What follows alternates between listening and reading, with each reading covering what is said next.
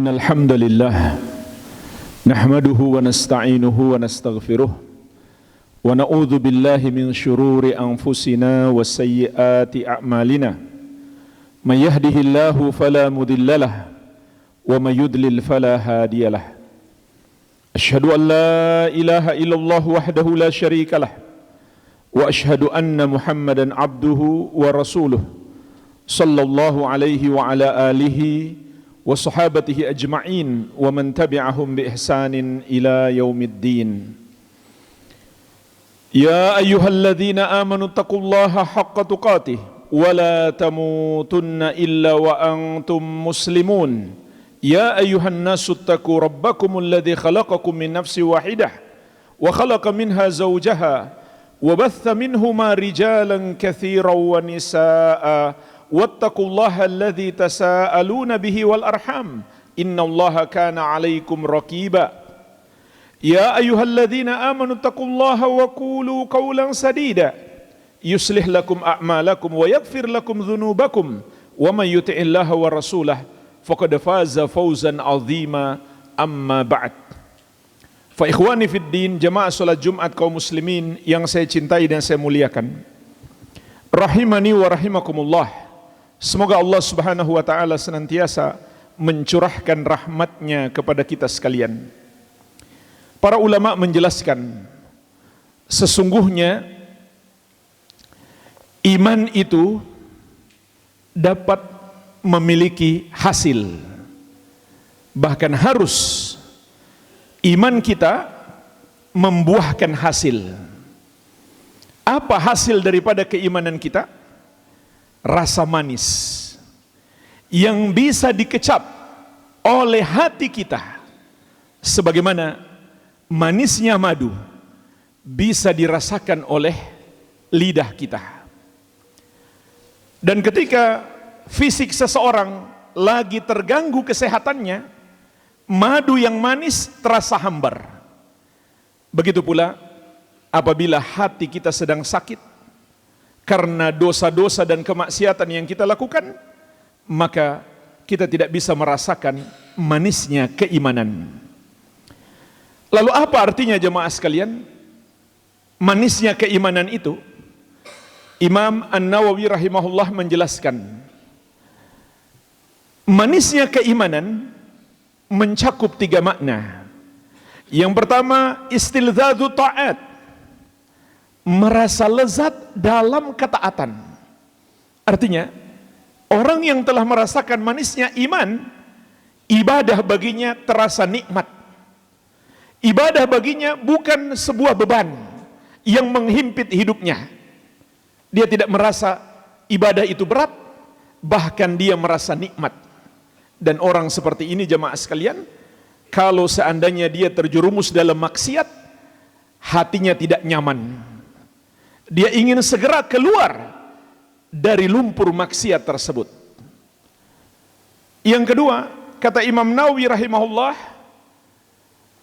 wa tahammulul masyaq fid din, manisnya keimanan itu adalah kemampuan yang Allah berikan kepada seseorang untuk bersabar menghadapi berbagai macam ujian dalam mengamalkan ajaran agama, dalam menjalankan perintah-perintah Allah dan menjauhi larangannya.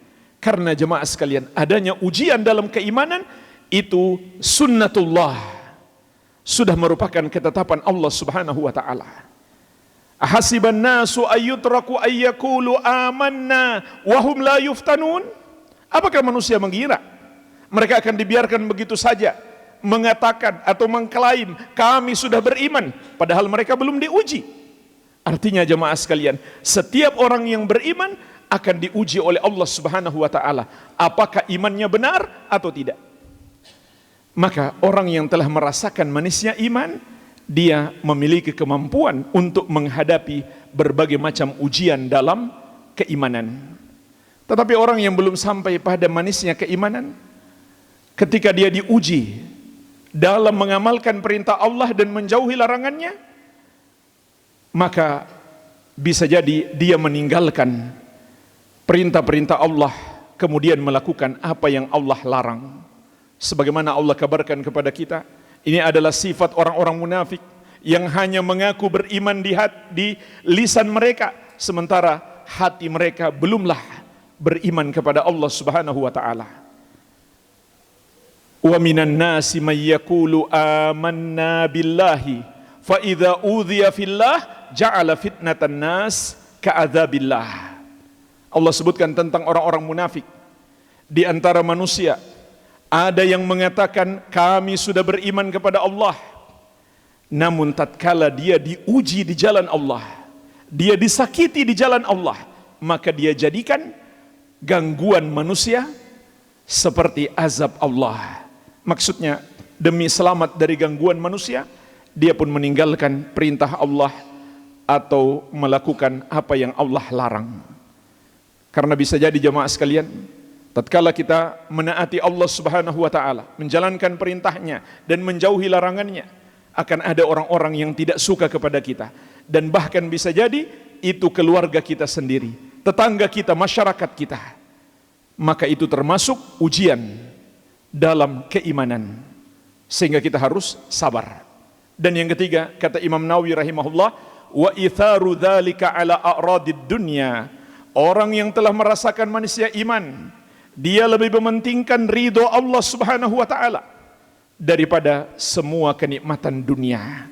Dia rela meninggalkan kenikmatan dunia demi meraih ridho Allah Subhanahu wa taala dan kenikmatan yang abadi, yaitu surga Allah Subhanahu wa taala yang penuh dengan kenikmatan.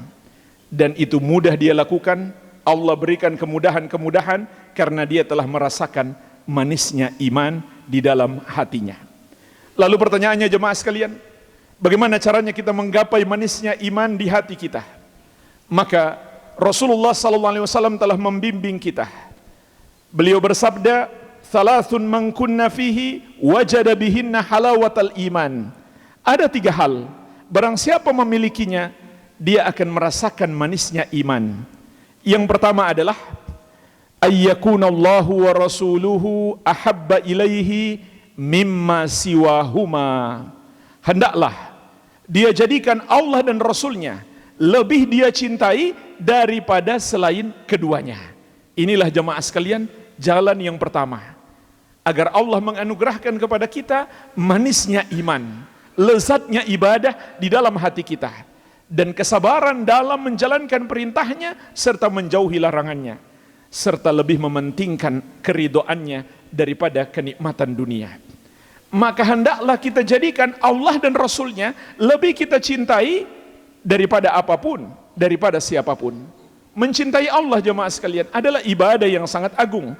Bahkan kata para ulama, cinta kepada Allah adalah pondasi ibadah. Artinya setiap amal ibadah kita harus menghadirkan cinta di hati kita kepada Allah. Jadi ini bukan sekedar perasaan di dalam hati, tidak. Ini ibadah yang mesti kita hadirkan di dalam hati kita, bersama dengan harap dan takut. 3 rukun ibadah hati yang harus selalu kita hadirkan dalam setiap amal ibadah kita. Tatkala kita sholat, kita puasa, kita zakat, kita haji, kita umroh, kita bersedekah, hadirkan di hati kita cinta kepada Allah, berharap rahmatnya, dan takut azabnya. Maka bukan sekedar fisik kita yang sedang beribadah, hati kita pun sedang beribadah kepada Allah dengan 3 ibadah hati ini: cinta, harap, dan takut. Bagaimana agar cinta kepada Allah menjadi ibadah?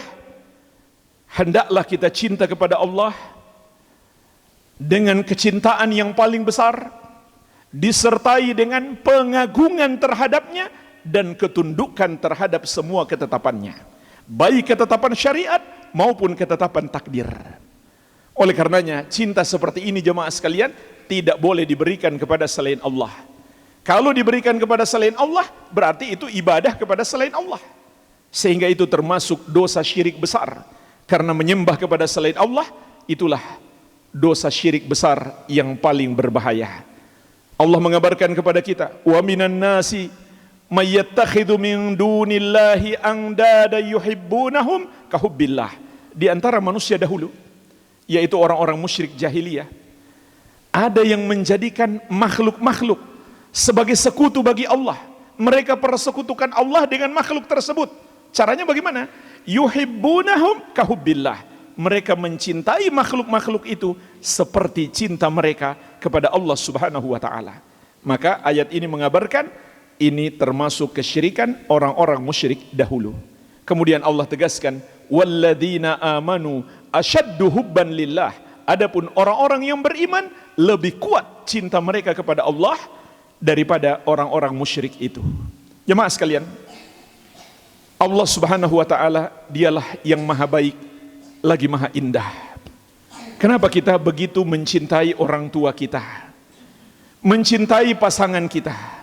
Karena mereka sangat baik kepada kita, maka Allah lebih pantas untuk dicintai.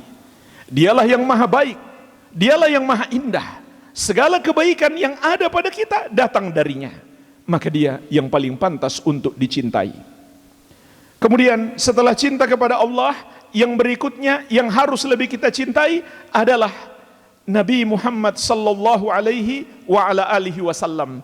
Dan beliau telah menegaskan, la yu'minu ahadukum hatta akuna ahabba ilaihi min walidihi wa waladihi wan nasi ajma'in. Tidak sempurna iman seorang dari kalian sampai aku lebih dia cintai daripada orang tuanya dan anaknya dan seluruh manusia.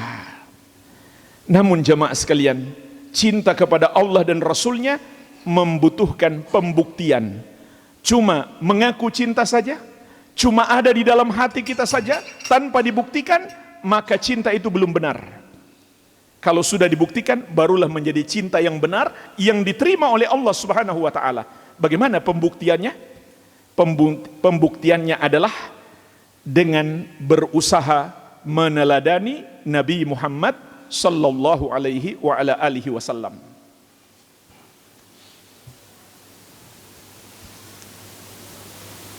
Pembuktiannya adalah kita taat kepada Allah dengan cara mengamalkan petunjuk-petunjuk Nabi Muhammad sallallahu alaihi wasallam. Barulah ketika itu Allah akan mencintai kita. Jadi tidak otomatis orang yang cinta kepada Allah lalu Allah cinta kepadanya, tidak. Dia harus penuhi dulu syaratnya. Sebagaimana firman Allah Subhanahu wa taala, "Qul in kuntum tuhibbunallaha fattabi'uni." Katakan kepada umatmu wahai Muhammad, kalau kalian benar-benar cinta kepada Allah, maka ikutilah aku. Ikutilah Rasulullah sallallahu alaihi wa ala alihi wasallam. Yuhibbukumullah, barulah Allah akan mencintaimu, wa yaghfir lakum dzunubakum, dan akan mengampuni dosa-dosamu. Wallahu ghafurur rahim, dan Allah Maha Pengampun lagi Maha Penyayang. Apa yang Allah akan berikan kepada seorang hamba jika Allah telah mencintainya?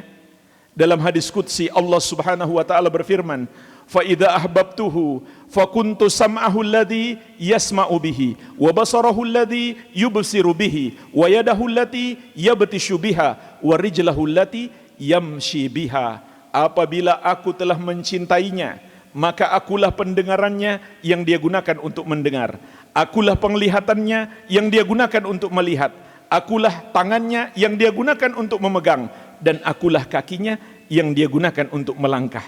Maksudnya kata para ulama, Allah Subhanahu wa taala akan menjaga pendengarannya, penglihatannya, tangannya dan kakinya dan seluruh anggota tubuhnya dari segala keburukan.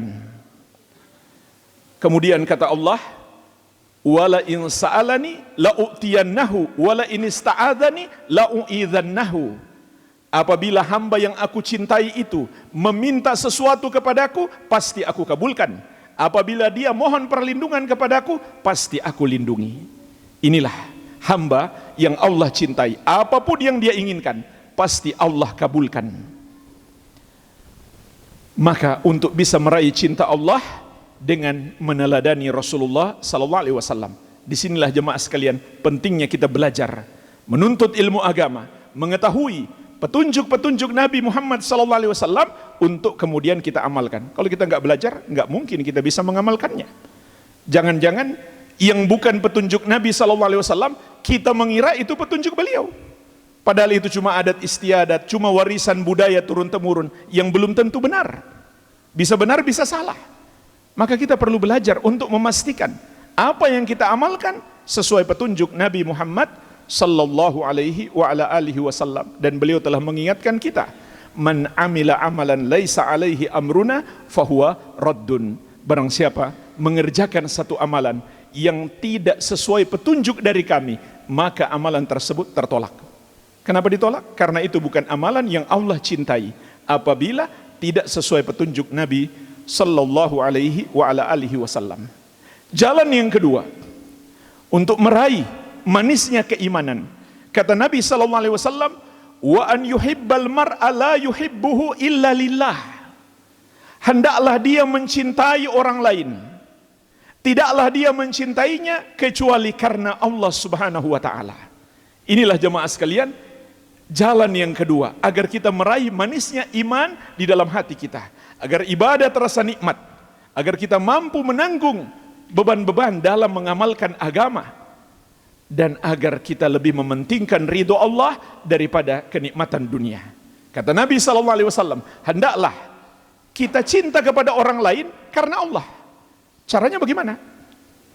Kita mencintai saudara kita sesama muslim. Semakin baik iman dan takwanya, semakin kuatlah cinta kita kepadanya. Sebagaimana orang yang kafir kepada Allah Subhanahu wa taala harus kita benci. Ini juga disebut benci karena Allah Subhanahu wa taala. Itulah sebabnya jemaah sekalian, para nabi dan rasul harus lebih kita cintai melebihi siapapun. Kenapa? Karena mereka orang yang paling beriman dan bertakwa kepada Allah Subhanahu wa taala.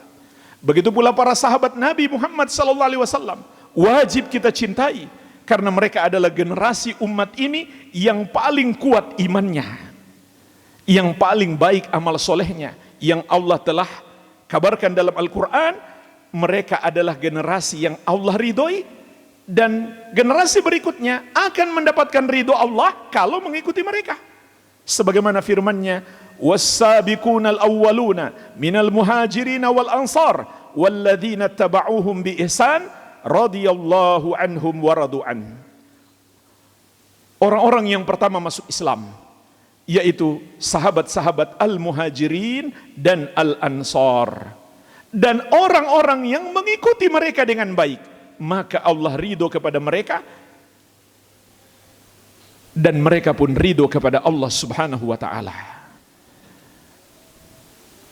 Bahkan jemaah sekalian,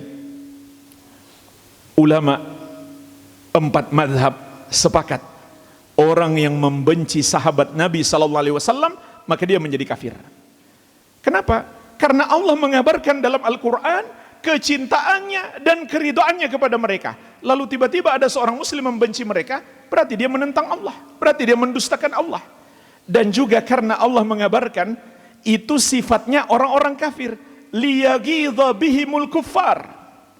Allah jadikan sahabat Nabi itu generasi terbaik, liyaghidha bihimul kuffar, agar orang-orang kafir membenci mereka.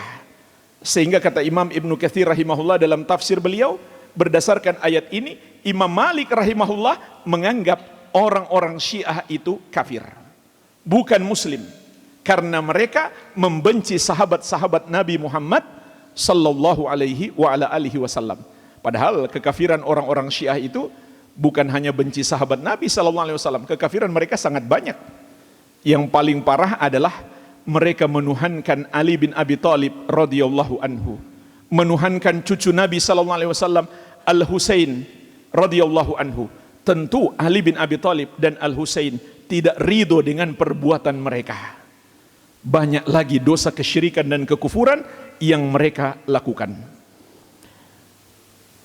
Maka kita cinta kepada saudara kita, kalau kecintaan kita itu karena keimanan dan ketakwaannya, itulah yang disebut cinta karena Allah, dan hanya karena itu kita dapat pahala. Ini cara ibadah yang sangat mudah. Kalau kita lihat ada orang soleh, kita hadirkan dalam hati kita cinta kepadanya, cuma begitu saja dapat pahala. Nggak perlu kita tayamum, nggak perlu kita berwudu, nggak perlu kita mandi wajib. Ini cara beribadah yang Allah mudahkan kepada kita. Mencintai orang-orang soleh, mencintai para ahli ibadah, mencintai orang yang semangat belajar ilmu agama dan mengamalkannya. Dengan itu kata Nabi SAW, kita akan meraih manisnya keimanan. Wabillahi at-taufiq. Alhamdulillah. Wassalatu wassalamu ala Rasulillah wa ala alihi wa sahbihi wa man walah. Wala hawla wala quwwata illa billahi, amma ba'd. Kaum muslimin, jamaah salat Jumat yang saya cintai dan saya muliakan, rahimani wa rahimakumullah. Semoga Allah Subhanahu wa taala senantiasa mencurahkan rahmatnya kepada kita sekalian. Yang ketiga, untuk bisa meraih manisnya keimanan, kata Rasulullah sallallahu alaihi wasallam, wa an yakraha an yauda fil kufri ba'da id anqadhahu Allahu minhu kama yakrahu an yuqdhafa fin nar. Hendaklah seseorang membenci untuk kembali melakukan dosa kekafiran kepada Allah Subhanahu wa taala setelah Allah selamatkan dia darinya, setelah Allah memberikan hidayah kepadanya, sebagaimana dia benci apabila dirinya dilempar ke dalam api. Bahkan dalam riwayat yang lain, wa an yuqdhafa fin nar ahabba ilaihi min an yauda ilal kufri. Hendaklah dilempar ke dalam api lebih dia sukai daripada kembali melakukan dosa kekafiran. Jadi jemaah sekalian, jalan yang ketiga kata Nabi SAW untuk bisa meraih manisnya iman adalah membenci dosa kekafiran. Ini juga termasuk benci karena Allah, yaitu kita benci apa yang Allah benci. Semua yang Allah benci harus kita benci. Ini juga amal ibadah yang sangat agung yang dilakukan oleh hati kita. Dan ini anugerah dari Allah Subhanahu wa taala. Wa karraha ilaikumul kufra wal fusuqa wal isyan. Allah berfirman, Allah Subhanahu wa taala yang menjadikan hatimu benci kepada kekafiran, kefasikan dan kemaksiatan. Jadi ini anugerah di dalam hati seorang hamba. Tetapi ini juga amalan yang mesti diusahakan. Sebagaimana kita mendapatkan anugerah rezeki, kita pun berusaha mencari rezeki. Begitu pula amal-amal soleh, termasuk ibadah-ibadah hati. Ini ibadah hati yang sangat mudah, yang gak membutuhkan tenaga. Cuma sekedar kita hadirkan dalam hati kita, kita benci terhadap dosa kekafiran kepada Allah Subhanahu wa ta'ala. Pertanyaannya jemaah sekalian, bagaimana dengan orang yang melakukan kekafiran itu? Apakah juga dibenci? Jawabannya sudah jelas, dia juga harus dibenci. Gak masuk akal kita benci perbuatannya, tapi orangnya tidak kita benci. Orangnya juga harus dibenci. Dan bahkan Allah mengabarkan kepada kita, membenci orang-orang kafir adalah teladan yang baik dari seluruh Nabi dan Rasul alaihi wassalatu wassalam. Qad kanat lakum uswatun hasanah fi Ibrahim walladzina ma'ahu idh qalu liqaumihim inna bura'a'u minkum wa mimma ta'buduna min dunillah kafarna bikum wa bada bainana wa bainakumul adawatu wal baghdha abadan hatta tu'minu billahi wahdah. Sungguh kata Allah Subhanahu wa taala, telah ada bagimu teladan yang baik pada diri Ibrahim dan orang-orang yang bersamanya. Maksud orang-orang yang bersama beliau adalah semua nabi dan rasul yang lainnya. Apa teladan yang baik itu? Idz qalu liqaumihim, ketika mereka berkata kepada kaumnya, inna bura'a'u minkum wa mimma ta'buduna min dunillah. Sesungguhnya kami berlepas diri dari kalian dan dari apa yang kalian sembah selain Allah. Kafarna bikum, kami mengingkari perbuatan kalian, kami salahkan penyembahan kalian kepada selain Allah. Wa bada bainana wa bainakumul adawatu wal baghdha abadan, dan telah nampak jelas antara kami dengan kalian permusuhan dan kebencian untuk selama-lamanya. Sampai kapan? Hatta tu'minu billahi wahdah, sampai kalian beriman kepada Allah yang satu saja. Inilah jemaah sekalian ajaran Islam, mengajarkan kepada kita keadilan. Yang seharusnya dicintai maka kita cintai, yang harusnya kita benci jangan kita cintai. Itu tidak adil. Yang harusnya dibenci maka dibenci. Yang kita cintai adalah siapa yang Allah cintai, yang kita benci adalah siapa yang Allah benci. Itulah cinta yang bernilai ibadah, yang disebut cinta dan benci karena Allah Subhanahu wa taala. Rasulullah sallallahu alaihi wasallam bersabda, "Man ahabba lillah wa abghada lillah wa a'ta lillah wa mana'a lillah faqad istakmalal iman." Barang siapa mencintai karena Allah dan membenci karena Allah, memberi karena Allah dan menahan karena Allah, maka dia telah menyempurnakan keimanan. Maka kita cinta kepada orang-orang yang beriman dan kita benci kepada orang-orang yang kafir. Pertanyaannya jemaah sekalian, siapa itu orang kafir? Orang kafir itu mudahnya adalah non-muslim. Semua non-muslim itulah orang kafir. Sebagaimana Allah tegaskan dalam Al-Quran, innal ladzina kafaru min ahlil kitabi wal musyrikina. Sesungguhnya orang-orang kafir dari kalangan ahlul kitab, Yahudi dan Nasrani, dan orang-orang musyrik. Semua orang yang menuhankan selain Allah, yang tidak menyembah hanya kepada Allah yang satu saja. Itulah kata Allah Subhanahu wa taala, orang-orang kafir.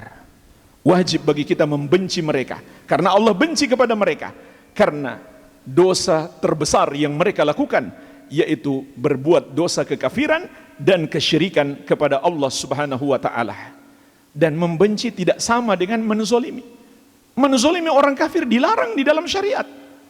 Tapi membenci adalah suatu kewajiban. Allah Subhanahu wa taala mengingatkan, wala yajrimannakum syana'anu qaumin ala alla ta'dilu i'dilu huwa aqrabu littaqwa. Janganlah kebencianmu kepada satu kaum membawamu untuk berlaku zolim atau tidak adil kepada mereka. Berlaku adilah. Adil itu lebih dekat kepada takwa. Para ulama ahli tafsir menjelaskan maksud hadis ini, meskipun kamu benci kepada orang kafir, jangan kamu berbuat zolim kepada mereka. Inilah cinta dan benci yang proporsional, yang adil. Yang seharusnya dicintai, maka cintai. Yang harusnya kita benci, maka kita benci. Dan Allah mengabarkan kepada kita, di antara sifat orang-orang munafik, suka berkasih sayang dengan orang-orang kafir. Ini adalah sifat orang-orang munafik yang seharusnya kita jauhi. Basyiril munafiqina bi anna lahum adzaban alima alladzina yattakhiduna al-kafirina awliya'a min dunil mu'minin. Kabarkan kepada orang-orang munafik itu, bagi mereka azab yang pedih, yaitu orang-orang yang menjadikan orang-orang kafir sebagai wali-wali mereka selain orang-orang yang beriman. Apa artinya jemaah sekalian? Menjadikan orang kafir sebagai wali artinya mencintai mereka, menjadikan mereka sebagai teman dekat, menjadikan mereka orang kepercayaan atau ajudan, mengangkat mereka menjadi pejabat dan memilih mereka menjadi pemimpin. Maka ini semuanya dilarang oleh Allah Subhanahu wa taala di dalam Al-Qur'an, dan Allah mengatakan pelakunya termasuk orang yang bermental bersifat munafik. Maka itu bukan sebuah toleransi, melainkan itu adalah kemunafikan. Toleransi itu adalah kita tidak zolim kepada mereka. Dan diizinkan dalam syariat kita berbuat baik kepada orang kafir dengan dua syarat. Syarat yang pertama, hanya dalam urusan dunia, bukan dalam urusan agama. Bukan mereka merayakan perayaan agama mereka kemudian kita bantu. Itu bukan toleransi, itu pelanggaran dalam agama kita. Syarat yang kedua, yang kita berbuat baik itu adalah orang kafir yang tidak memerangi Islam, tidak pula memerangi kaum muslimin. Sebagaimana firman Allah Subhanahu wa taala, la yanhakumullahu 'anil ladzina lam yuqatilukum fid din wa lam yukhrijukum min diyarikum an tabarruhum wa tuqsitu ilaihim innallaha yuhibbul muqsitin. Allah tidak melarang kalian untuk berbuat baik kepada orang-orang kafir yang tidak memerangi kalian karena agama kalian, dan berbuat dan tidak mengusir kalian dari negeri kalian, dan berbuat adil kepada mereka. Sesungguhnya Allah mencintai orang-orang yang berbuat adil. Artinya tidak berbuat zalim. Inilah jemaah sekalian, 3 jalan untuk meraih manisnya keimanan dari bimbingan Nabi kita, Nabi Muhammad sallallahu alaihi wa ala alihi wasallam. Semoga Allah tabaraka wa taala menganugerahkan kepada hati kita semuanya manisnya iman, dan menganugerahkan kepada kita husnul khatimah. Allahumma salli ala Muhammad wa ala ali Muhammad kama sallaita ala Ibrahim wa ala ali Ibrahim innaka Hamidum Majid. Allahumma ighfir lil muslimina wal muslimat wal mu'minina wal mu'minat al ahya'i minhum wal amwat innaka sami'un qaribun mujibu da'awat. Allahumma ansur ikhwanana al muslimin, Allahumma ansur ikhwanana al mujahidin, Allahumma ansur ikhwanana al mustad'afin fi kulli makan wa fi kulli zaman. Rabbana atina fid dunya hasanah wa fil akhirati hasanah wa qina adzabannar. Wa sallallahu ala nabiyyina Muhammadin wa alihi wasallam. Walhamdulillahi rabbil alamin.